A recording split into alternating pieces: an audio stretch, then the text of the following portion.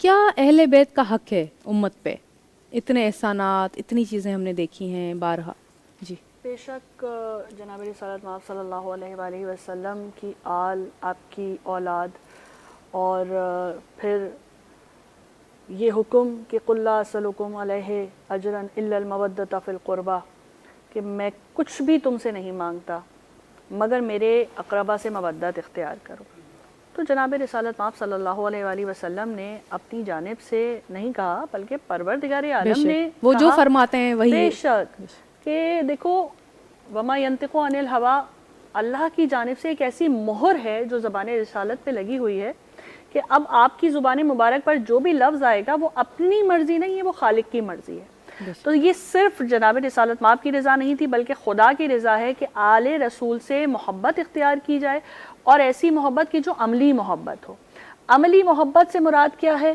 کہ صرف زبانی کلامی دعوے نہ ہو محبت کے کہ جی ہم تو بہت مانتے ہیں، ہم تو بہت چاہتے ہیں، ہم تو بہت پیار کرتے ہیں، اور یہ تمام باتیں، بلکہ آپ کا عمل، آپ کا کردار ایسا ہو، چاہے آپ کسی بھی مذہب سے، کسی بھی مکتبہ فکر سے، کسی بھی رنگ و نسل سے، کسی بھی ملت سے تعلق رکھتے ہیں، آپ کا کردار ایسا ہو کہ جو خود یہ پکار کر کہے کہ دیکھو اگر ہم امام المتقین کے ماننے والے ہیں تو ہم خود بھی متقی ہیں، اگر ہم امیر المومنین کے ماننے والے ہیں تو ہم خود بھی اپنے اندر ایمان کی صفات رکھتے ہیں، اور اگر ہم ان کے ماننے والے ہیں کہ جن کی صداقتوں کا قصیدہ خود قرآن نے پڑھا ہے، تو ہماری زبان پر بھی حق گوئی، ہماری زبان پر بھی راست گوئی رہتی ہے. ہم جب بھی کلام کرتے ہیں تو ہم جھوٹ نہیں بولتے بلکہ ہم سچ بولا کرتے ہیں. مولا کائنات مولا علیہ السلام کا فرمان یاد آ گیا. آپ نے فرمایا کہ پرہیزگار ہو جاؤ کامیاب ہو جاؤ گے. بے شک بے شک.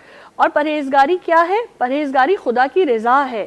جب اس کی رضا میں وہ فرماتا ہے کہ ایک تمہاری رضا ہے اور ایک میری رضا ہے، اگر تم نے اپنی رضا کو میری رضا کے سانچے میں ڈال لیا تو میں تمہیں تمہاری رضا بھی دے دوں گا، اور اگر تم نے صرف اپنی مرضی کی، اپنی ہی رضا کو دیکھا، تو پھر تم اپنے ذمہ دار خود ہو، پھر جو چاہے وہ کرو. تو میں تھکا دوں گا تمہیں اس میں، میں تھکا دوں گا، کتنی ہی کوشش کیوں نہ کر لو، لیکن جب تک اس کی رضا نہ ہو تب تک تو کچھ بھی حاصل نہیں ہو سکتا. جناب یونس نبی کا واقعہ دنیا کے سامنے ہے. لا الہ الا انت سبحانک انی کنت من الظالمین. خود نبی اپنی زبان سے کہے کہ ظلم تو میں نے اپنے اوپر کیا ہے پروردگار، تیرا رحم و کرم کہ تو نے مجھے پھر بھی مچھلی کے شکم میں امان دی.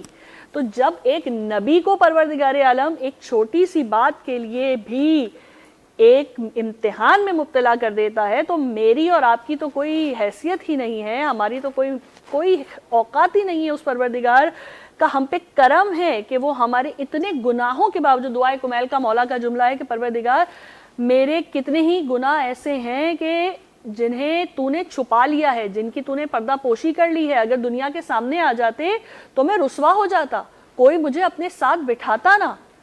تیری پردہ پوشی، ستار العیوب ہے نا وہ پروردگار، اس نے ایسی پردہ پوشی کی ہوئی ہے کہ دنیا میں ہمیں اچھا مشہور کر دیا ہے.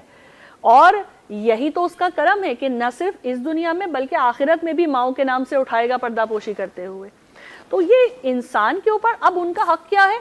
ان کا حق صرف زبانی محبت نہیں بلکہ ان کے عمل کی پیروی کرنا، اور ایسی اتباع. قرآن بار بار کہہ رہے اطیعوا اللہ و اطیعوا الرسول، اللہ کی بھی اطاعت کرو اور رسول کی بھی اطاعت کرو. نہ تنہا اللہ کی اطاعت، نہ تنہا رسول اور آل رسول کی اطاعت، دونوں کی اطاعت کرنی ہے اور برابر سے کرنی ہے. یہاں پر آپ یہ دیکھیے کہ دونوں کی اطاعت کا حکم جب دیا گیا تو دونوں کہیں سے بھی ایک دوسرے سے کانفلکٹ کرتے ہوئے نظر نہیں آتے. جو حکم اللہ کا آئے گا اہل بیت اسی حکم کو انجام دیتے ہوئے نظر آئیں گے، اس کی پیروی کرتے ہوئے نظر آئیں گے، اس کی ایک زندہ مثال قائم کرتے. خدا نے کہا نماز پڑھو تو پڑھ کے کس نے دکھائی؟ رسول اور آل رسول نے پڑھ کے دکھی. کس میں ہمت ہے حسین کے سوا کہ جو اتنے 1900 زخم تھے امام کے جسم مبارک پر اور 71 لاشیں اٹھا چکے تھے، جس میں کڑیا جوان بیٹا اور 32 برس کا بھائی تک شامل تھا.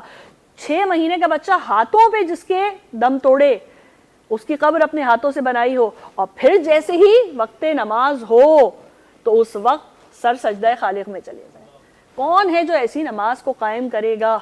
کون ہے کہ جو 3 دن کی بھوک پیاس میں دسترس ہے حسین کی؟ اور روایتوں نے یہ بتایا ہے کہ جس وقت اطفال حسینی جو تھے وہ بھوک اور پیاس سے بے قرار تھے، اور جناب سکینہ پیاس سے بے قرار ہو کر ایک مرتبہ امام کے پاس تشریف لائی ہیں اپنا کوزہ لے کر، تو امام نے باقاعدہ ایک اعجاز امامت سے آپ نے ان کو وہ پورا منظر دکھایا کہ جس میں عالم محشر ہے اور نانا کی امت جو ہے وہ پیاس سے بلک رہی ہے اور دوسری جانب جو ہے وہ دریا بہہ رہا ہے. امام نے کہا کہ دیکھو تمہارے پاس دونوں میں سے چوائس ہے, یا تو تم یہ پانی اختیار کر لو اور یا پھر نانا کی امت کی بخشش. ہمیں نانا کی امت کی بخشش چاہیے. تو یہ تو آل رسول کی چھوٹی سی ایک بچی کا عمل ہے. بی بی نے فوری طور پہ کہا کہ نہیں, نانا کی امت کی بخشش ضروری ہے, ہم پیاسے رہ لیں گے.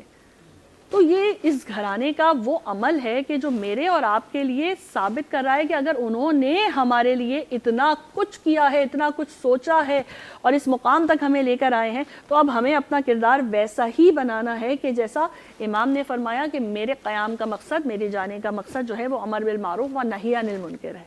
میں کوئی جاہ و حشم کے لیے نہیں جا رہا, میں کوئی دنیا داری کے لیے نہیں جا رہا, تخت و تاج کے لیے نہیں جا رہا ہوں.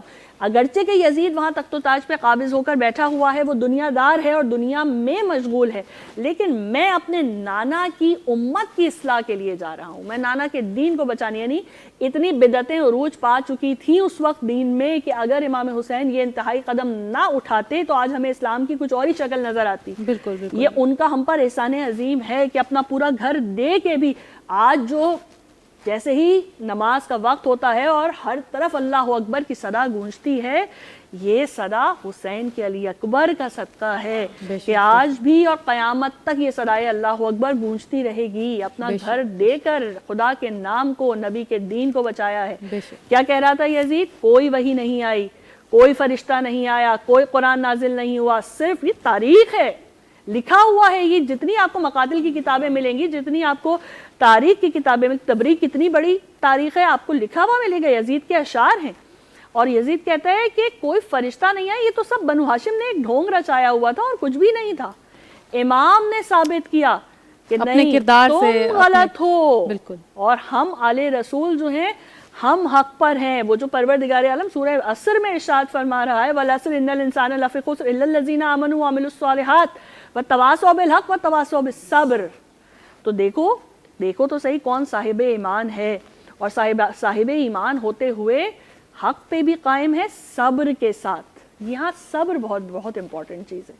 دیکھیں, ایک تو وہ منزل ہے کہ ہم کسی مشکل میں پڑے اور اب ہمیں پتہ ہے کہ یہ ٹلنے والی مشکل نہیں ہے, تو بس پھر ہم نے کہا اب تو گزارا کرنا ہی ہے. لیکن ایک یہ ہے کہ اس کو صبر اور پھر شکر کے ساتھ اس کو اختیار کیا جائے. تو وہ صبر شکر کی منزل کے ساتھ جو ہے وہ آپ کو کربلا میں امام علی مقام کی ذات میں نظر آتا ہے. جبھی تو پروردگار عالم نے وقت آخر ادھر حسین نے اپنا سر سجدہ خالق میں رکھا, ادھر پروردگار عالم جو تھا وہ پکارا ہے کہ رضن بقضائی و تسلیما لامر قالوا انا للہ و انا الیہ راجعون.